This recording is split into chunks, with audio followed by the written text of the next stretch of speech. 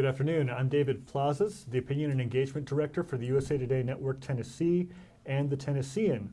We have a special live broadcast today to talk about coronavirus, aka COVID-19, and our special guest is Dr. William Schaffner, who's Professor of Preventive Medicine and Health Policy and also Professor of the Division of Infectious Diseases, at Vanderbilt University Medical Center. Dr. Schaffner, thank you very much for joining us today.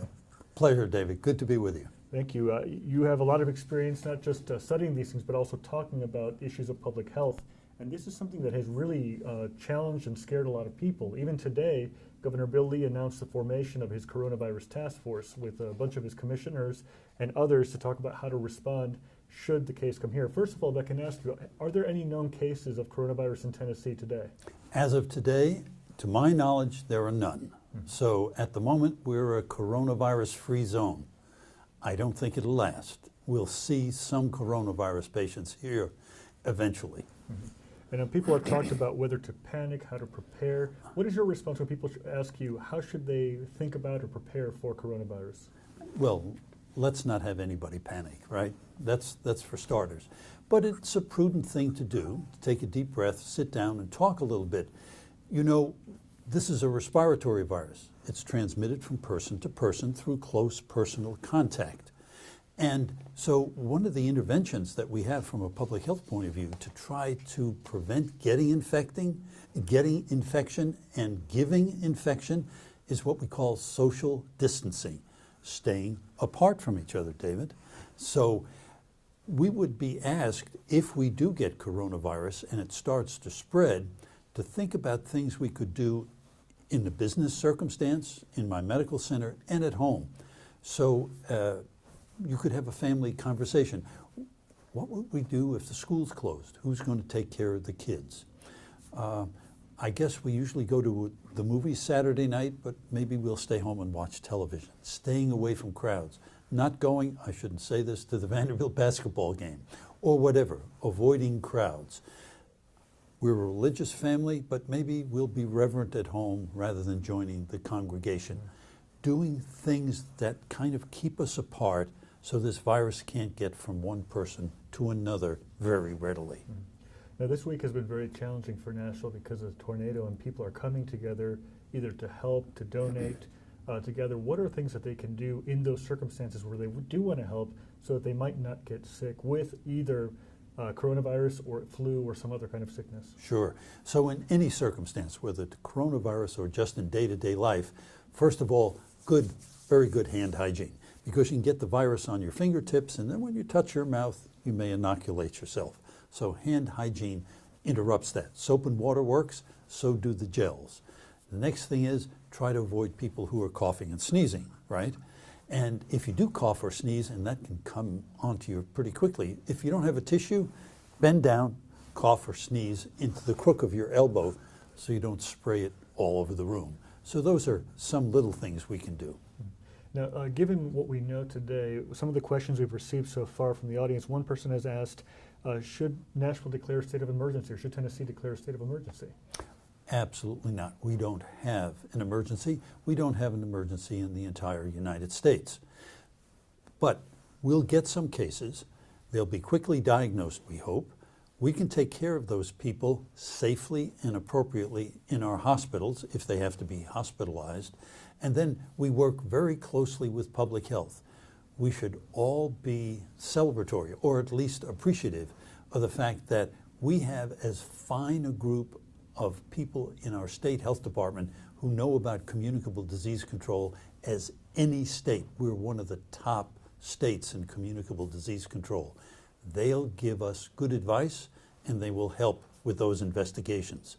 So no need to panic, but when the time comes, let's listen carefully. Now, if people feel that they might have symptoms, should they ask for a coronavirus test, for example? Well, let's talk about that, because in the United States, we haven't been testing very often. You know, testing has been kind of limited. But if you've been watching the TV, you know that testing is going to become more widely available this week and next week. Now, who should get tested? Not you and I. We feel perfectly fine, right? But people with symptoms, well, who? Let's think about some. If there were an investigation that public health were involved in, they would test a lot of people. All right, we'll leave it to them. If you've been abroad recently in the last 2 or 3 weeks, that probably would get you to the top of the list, or if you've had contact with someone who's been abroad. And then, because we're concerned about the more serious infections, people who are older, frail, have underlying lung disease, heart disease, diabetes and such, if they're immunocompromised, we'd want to test them just in case. Now, we have several great questions from people who have sent me already in the last couple of days, really anticipating your visit here. Now, if you're a person... Fire away. Oh, perfect. Thank you, Dr. Schaffner. If you're a person over 65, does having both pneumonia shots help you get the coronavirus or avoid the coronavirus? The pneumonia shots are good for preventing a certain kind of pneumonia, but not, unfortunately, the pneumonia associated with the coronavirus. So I'm glad you've gotten those pneumonia shots, but at the moment we don't have any vaccine that helps us prevent the coronavirus or the pneumonia it can cause.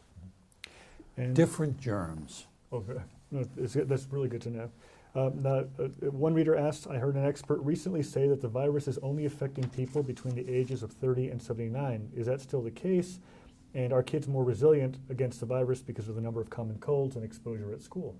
Now, that's a very astute public health question, because one of the fascinating aspects about this epidemic as it has happened in China and around the world is that it indeed emphasizes middle age and older adults. And children, although not completely avoided, they are much less affected.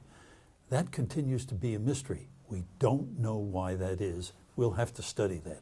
But it's a prominent feature of this big coronavirus outbreak. Very good, thank you. Why have some officials said people with no symptoms do not need to wear masks? So the mask question is a big one, obviously. Okay, so let's do Mask 101. We'll try to do it very quickly. The simple surgical mask that you can buy in the store doesn't fit very tightly around your face, and it's not designed to prevent viruses from coming in. It's not sufficiently thick, and you breathe around the mask as much as you breathe through it. So masks are not recommended. And if you think about it, each year we have a huge influenza outbreak, and you notice the CDC doesn't recommend we all wear masks. Why? I don't think they work. Now, is there any benefit at all to these masks? Well, they might prevent a person from touching their mouth with their hands, but the answer there is good hand hygiene. And then the other thing is, we all feel kind of victimized by this virus. So there may be a psychological benefit, as the psychologists say, the locus of control comes to me. It may not be worth much, but at least I can wear the mask. And it shows kind of respect to everybody else around you. I'm doing what I can to protect myself and also to protect you. But biologically, in terms of really protecting against the virus, not so much. That's very good to know. One of the things that maybe the mask 201 for a moment is I've read that N95 is the best protective mask. Are any masks helpful in this case? This is the advanced class. So I was talking about simple surgical masks, rather thin, not very tight around the edge. This reader talks about an N95 respirator. We don't call it a mask. It's much thicker, and it's fitted right around your nose, cheeks, and chin very tightly. We're trained how to put those on in the healthcare environment, and every time we put them on, we have to fit check to make sure that they're on tight. Mm-hmm. You put those on, and all of a sudden the work of breathing becomes very difficult because you have to push out against this thick respirator and breathe in. It's hard. I can't wear those for more than a half hour. I have to go out of the isolation room, take them off and take a break and and reacclimate myself and do it again. They're not really fun to wear. They work in the healthcare environment. They're not recommended for the general public. And if the general public starts to buy them, all of a sudden we're worried that we won't have enough of a supply for the healthcare environment, where we're taking care of sick patients. And obviously, one of the concerns is going overseas, for example. We heard a lot about cases in China, but we're also hearing cases in Iran. We're hearing of 100 cases, 100 deaths now in Italy, of all places. And so there's a question of where does it originate from? Do we have any sense as to where is this from, or is it something that you can get anywhere? So the original coronavirus was an animal coronavirus. Didn't infect people. It jumped species, as we say. It decided for whatever reason to get out of the animal it was in and in a human, found itself in a congenial environment, and then began to spread person to person. This whole business may have come from one transmission in a market in Wuhan, China, from some animal source to one human being, if you can imagine. And since then, it's been spread person to person. It is said that everybody who gets an infection is going to spread it to 2 others. And whew, that multiplies very, very fast around the world. I'm afraid it's really a pandemic now. That's a word that some people want me to wash my mouth out with soap. But it escaped the country of origin. It has spread to many other countries of the world. And within those countries, it is spreading further. And so that's the definition of a pandemic, I'm afraid. And that leads to the question of traveling. If people have to take a plane or even take a bus or other modes of public transit and transportation, what's your recommendation in terms of what they should do? So internationally, we ask, is this a really important meeting that you're going to, a really important trip, important personally or from a business perspective? What's your risk tolerance? Are you ready to take that small risk? It's still small, but it's finite in going to places. And wouldn't you want to avoid going to places where we know it's really spreading? And then the other little risk about traveling internationally, suppose we suddenly put in some travel ban so that you can't get back from that country. How much tolerance do you have for that kind of hullabaloo? So you have to ask yourself those questions. Now, within the United States, I think you can travel with real security, but let's keep listening. If there's a lot of coronavirus out there, we may want to think about that also. Do we really have to take this trip? Now, we've talked about, you've certainly mentioned that there likely will be cases here in Tennessee, and what I've read so far is that most cases are probably not going to be fatal. But we have had close to 10 fatalities so far in the United States, in the Seattle region. What are the causes of that? Why would somebody die from coronavirus? So the coronavirus infects you in the back of your throat, gets down into your bronchial tubes, causes inflammation. That's the cause of the cough. This virus is capable, particularly if you're older and frail, to get out of those bronchial tubes into the lung itself, causing pneumonia. And that will impair your capacity to breathe in and out. And you know, get the bad air out, get the good air in. And if a lot of the lung is involved with this pneumonia, you can have real difficulty breathing and you have to be hospitalized and put on a ventilator. So that's really the main way this virus can get you. It also can get throughout the body and cause multi-organ dysfunction. So it could cause some kidney dysfunction, heart dysfunction, liver dysfunction, and that's very difficult to manage, and you then become more seriously ill. And what would be your recommendation to administrators of, say, universities or schools or other public businesses in the way that they conduct their day-to-day? Because not everybody can skip work, can stay home. They may have to go to class or to work or somewhere else. What are some things they can do to be better educated without causing panic? So tough times demand some tough thinking, but there's time now to do this in a very prudent, quiet way. How much actually could be done from home? Not everything, but some people could work effectively from home. So you want to develop some policies to permit that to happen. At Vanderbilt, we have stopped our, no big surprise, our academic programs in China. We hope to reinstitute those again as soon as everything calms down and comes back to normal. We've made sure that we have provision in our student health service so that students who might feel ill can get quick attention safely and appropriately. So there are a number of things that you can do kind of planning in advance so that if we do get coronavirus in our community, everybody doesn't panic and they haven't thought about it before.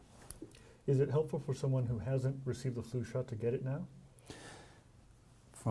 Actually, the CDC will tell you it's never too late to get a flu vaccine, but it is very late in the season. So I would say if you haven't had flu vaccine so far, it certainly won't help you against the coronavirus.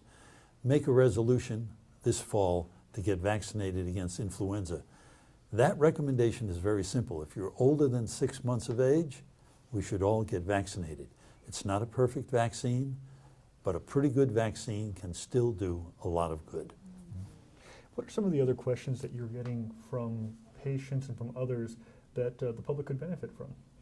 Well, we've gotten a lot of questions about travel, others about the availability of testing, which is opening up now through our state health department, and they're opening up their guidelines. And then soon we trust that private laboratories will also get their tests approved by the Food and Drug Administration so that a doctor can order a test for you just the way they order other tests. So the availability of testing will become more widespread. That's a good thing. The harder we look, the more we'll find, and the better we will be in order to prevent its spread. We have to know where the disease is in order to prevent its spread. There's a question now from a reader. Do you think the CDC and the current administration is doing everything possible or in their power to stop the spread and create a vaccine as fast as possible? Well, first of all, yes. I think they're doing as much as they can. The creation of this presidential commission or committee is very useful. They've gotten a lot of good talent in there from the CDC, the National Institutes of Health, and the like. So we have been getting, and we will continue to get good advice. Developing a vaccine is very important, but it also takes time. You have to create the vaccine in the laboratory, and then you have to test it in human beings after you look at it in animals. We don't want to give a vaccine that doesn't work, and we don't want to give a vaccine that's not safe, so it has to be tested carefully. That takes time. It'll take a year or more to get the vaccine. Now, David, we're also studying antiviral drugs, which we could use in treatment because we don't have one at the present time. And those results, I think, will come in more rapidly, just a couple of months. It would be wonderful to have an antiviral drug, so if you have someone who's very sick, we can use that drug to help make them better. Just to re-emphasize some of the preventive measures that you talked about, the way that you sneeze, the way that you cough, could you talk about what is proper hand washing? So proper hand washing is take time and do it thoroughly. Make sure all surfaces are covered. You got to get those thumbs. Sing the happy birthday song, and if you do that, you can be sure that you're doing a good job. Simple soap and water. Warm water is a little more comfortable than cold water, but it doesn't matter. Hand hygiene gels. Make sure you get all the surfaces and do it thoroughly. Now, in the case also frequently. In the cases where people are getting those dry hands, if they use lotion, for example, does that hurt the effectiveness of prevention, or how might they apply that to their regime? Well, in healthcare, we do hand hygiene constantly, almost literally hundreds of times a day. We have to use those lotions to put that fat layer back into our skins. That won't harm anything. So do that so it's comfortable. You don't want to get your hands chapped because then the germs can hide in the dry skin and scales. So use the lotion, that'll help. Very good. And what can you tell us about the length of time the virus can live outside the body? That gets a little more complicated. Hasn't been studied thoroughly, but on some inanimate surfaces, it can probably survive for hours into days. How important that is in transmission is not sure, but the notion is, I mean, if it's on that table or chair, it's not going to jump off and bite you in the ankle.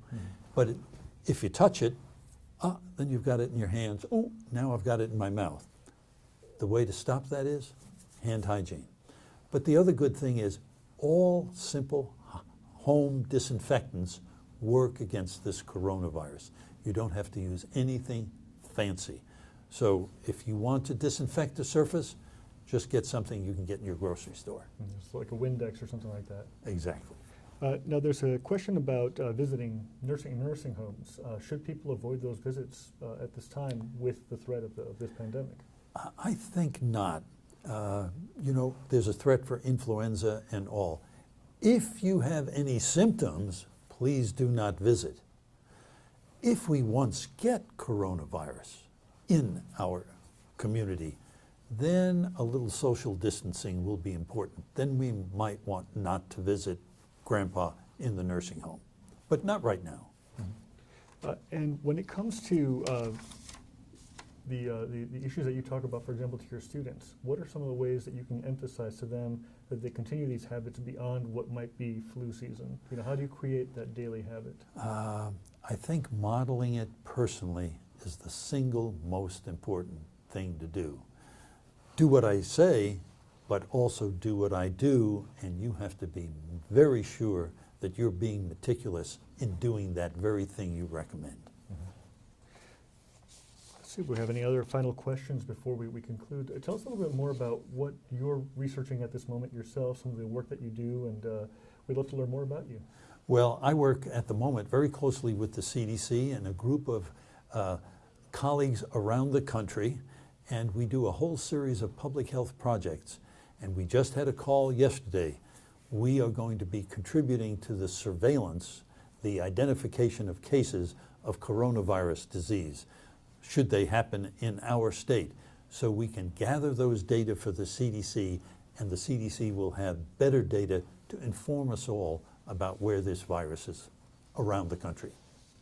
Dr. Schaffner, thank you very much for telling us that. Dr. Schaffner, any other final thoughts before we conclude? I think that this is a good time to recognize that public health is very important along with clinical medicine, and to get in a little plug. You know, over the years, not just here in Tennessee, but around the country, the budgets for public health have been diminishing. That's like reducing the budget for your fire departments. It's not a good idea. You want really talented, accomplished people doing public health, because there'll always be an emerging infectious disease. Well, we want to thank you so much, Dr. Schaffner. To our viewers and our readers, this is Dr. William Schaffner, Professor of Preventive Medicine, Health Policy, and Division of Infectious Diseases at the Vanderbilt University Medical Center. We want to thank you very much for this discussion on coronavirus, aka COVID-19. Very valuable, useful information, a lot of new information that I'm learning as well. That remember to wash your hands, mind your public health, and you can replay this interview as well and follow more on Tennessean.com. For the Tennessean, this is David Plazas. Thank you.